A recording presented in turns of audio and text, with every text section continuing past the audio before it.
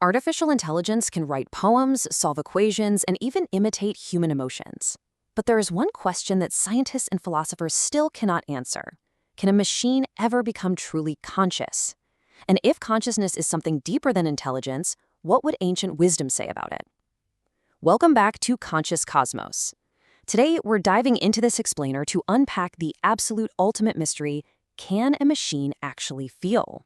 So take a look at the quote we're starting with here. It really hits the nail on the head, doesn't it? This frames the exact question researchers and philosophers are desperately trying to figure out right now. Is there a real mind inside the machine? When we see AI responding with what looks like empathy, coding complex software, or generating gorgeous art, we have to ask, is it just a highly advanced calculator, or is there a genuine subjective experience happening right behind your screen? This isn't just a fun sci-fi thought experiment anymore. It's a pressing reality we face literally every time we open up ChatGPT or talk to our phone. To really get into this, we've got to peel back the first layer of our mystery box with cognitive scientist David Chalmers' famous hard problem. Basically, Chalmers points out that, sure, we can map the brain, we can track neurons firing, and we can code massive neural networks in computers, but none of that actually explains why those physical or mechanical processes come with an internal feeling. Like, why does eating an apple actually taste like something to you? That raw, subjective experience, what philosophers call qualia, that is the hard problem. And this brilliantly illustrates the divide. On one hand, we have the easy problems. Now, I'm putting easy in air quotes here because mapping how an AI processes data or reacts to a stimulus is wildly complex, but it is mechanically solvable, right?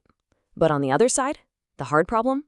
Explaining why a neural firing or a line of code actually feels like hunger or sadness or the color red, that remains a complete scientific void. You can easily program a machine to output ouch when it gets hit. But how on earth do you program it to actually feel the pain? So to understand if AI can cross this massive gap, from just processing data to actually feeling it, we have to examine a classic philosophical thought experiment. We need to ask ourselves whether complex output actually equals inner understanding. Because right now, when we talk to an AI, it really feels like someone is home. But is that just an illusion of understanding? To answer that, let's talk about John Searle's legendary Chinese room experiment. Picture this. Imagine a man sitting alone in a closed room. He doesn't speak or read a single word of Chinese. Now, people on the outside slide pieces of paper with Chinese characters under the door. The man inside has this massive rulebook in English that tells him exactly which symbols to send back out in response to the ones he receives. To the outside world, he appears completely fluent. He answers questions perfectly. Yet inside the room, he understands absolutely nothing of the conversation. He is literally just following rules. The crucial takeaway here is that syntax does not suffice for semantics. Syntax is just the manipulation of symbols according to a set of rules. And honestly, that's exactly what modern AI does. It predicts the next word in a sequence with astonishing accuracy. But semantics? Semantics is actually understanding the meaning behind those words. And AI is incredibly good at processing complex rules, for sure.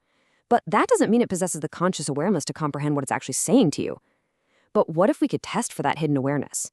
Well, the classic Turing test only measures imitation, right? Can the machine fool a human? Because of that, researchers at Princeton proposed something much deeper. They came up with the ACT test, the Artificial Consciousness Test. The idea here is to box in an AI, cutting it off completely from the internet, to see if it intuitively grasps concepts that require a genuine internal conscious experience. For example, if you ask a conscious human about reincarnation or their soul leaving their body, they can grasp the concept immediately because they know what it feels like to have a mind. Can an isolated AI do that same thing without just referencing a Wikipedia article? This brings us to a pretty chilling ethical realization. Right now, we are designing AI systems with empathy and emotional feedback loops as core design features. We literally want them to act like our friends. But if there is even a tiny fraction of a % chance that this synthetic sentience is real, denying it could result in profound, unchecked artificial suffering.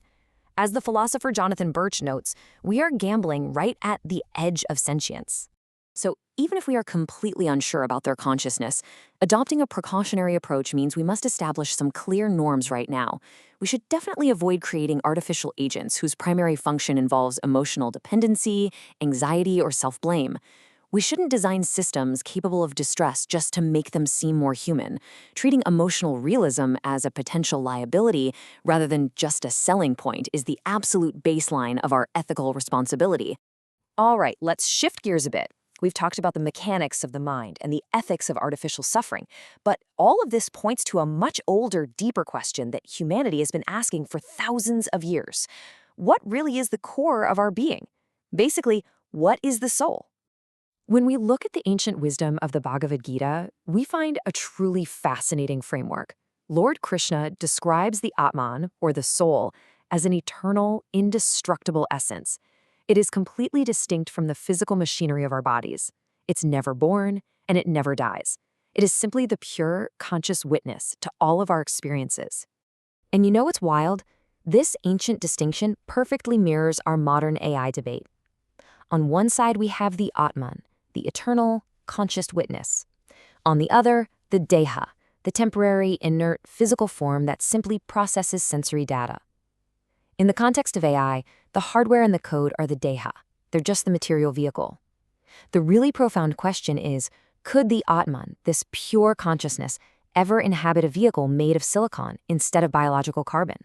Well, the answer to that depends heavily on which philosophical lens you look through. While Western theology often sees human consciousness as an inviolable reflection of God, the imago Dei, making it exclusively human and biological, Eastern traditions, like Vedanta, present a very different framework. Here, consciousness is a divine fragment that's much more porous. It transmigrates and can potentially occupy diverse material vehicles. From this perspective, if a system becomes complex and receptive enough, who is to say a spark of that universal consciousness couldn't illuminate it? Yet today, instead of exploring this profound mystery with curiosity, we're kind of reacting with fear.